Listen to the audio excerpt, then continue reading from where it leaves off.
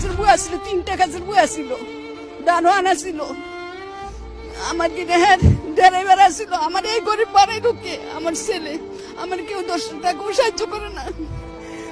আর আমি গরিব, এটা কেউ বিশ্বাসও করে না। আমার দেখলে সবাই সব জিনিস মানায় না, কাকে দেখতে দেখেছে বড় লোকের বোন মতন, তাহলে তো মানছে আমার আরো খারাপ কইব।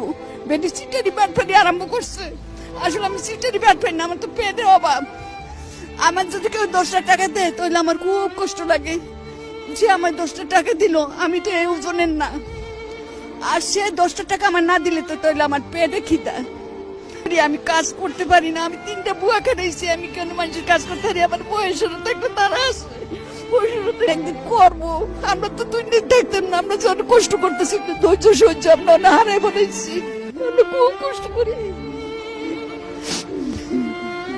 ছেলেরা আমার খুব ভালো, কিন্তু আমি তো কইতে পারি না যে আমার 10 টাকা দিয়ে ভাই এই সে সাহায্য করবো, আমি তো কইতে পারি না। আমি খুব কষ্টে আছি, মানুষের কাছে কইলে, আত্মীয় স্বজনের কাছে কইলে তো কই তোমার না বড় বড় ছেলেরা।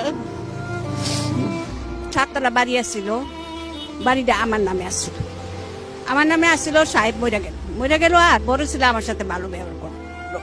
আমার ছেলেরা আমার কথা বলছে, তারপরে ছেলে কি হলো, আমার দিয়ে পাওয়ার টাওয়ার নিয়ে টাকাগুলি সব সরাই ফেলাইছে। আমিও বুঝতে পারলাম এখন আর আমার সাথে ভালো ব্যবহার করে না, জর্গা জাতি। একদিন আমি বড় ছেলে বললাম, তুই কোনো একা বাপের ঘরে হইছ, আমার ওগুনে এ হইতে আমি বড় ছেলে শত্রু হয়ে গেলাম। বড় বউর কাছে, ছেলের কাছে এতদিন চাই না। ছেলের বাসায় রাখছি কে? হ্যাঁ শালা, শালার বউ যেই ঘরে আমি থাকতাম, শালার বউ যেই খাটে আমি ঘুমাইতাম, এই খাটে তার শালার বউ ঘুমায়।